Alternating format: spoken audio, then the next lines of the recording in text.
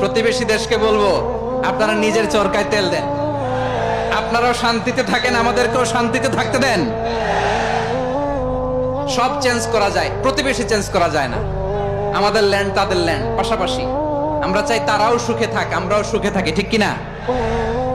কিন্তু প্রতিবেশী হলে বন্ধুত্বপূর্ণ আচরণ করতে হয়। প্রতিবেশী যদি বন্ধু না হয়ে প্রভু হতে চায়, এরকম দানব প্রতিবেশী কেউ চায় না।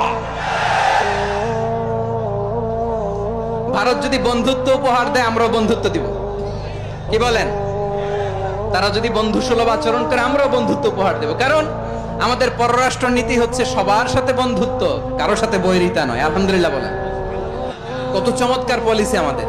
আমরা নির্বিবাদী, আমরা বাংলাদেশিরা শান্তিকামী। We are proud of that. এজন্য আমরা গর্ববোধ করি। আমাদের পররাষ্ট্র নীতি সবার সাথে বন্ধুত্ব, কারোর সাথে শত্রুতা নয়। তাই প্রতিবেশী দেশকে বলবো, আমার ভাইয়েরা, আপনারাও আমাদের ভাই। বন্ধুত্ব দিলে বন্ধুত্ব পাবেন।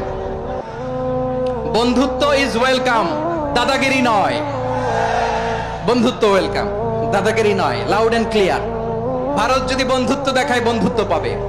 কিন্তু ভারত যদি বাংলাদেশে আধিপত্যবাদ বিস্তার করতে চায়, বাংলাদেশের 18 কোটি জনগণ সেটা রুখে দেবে।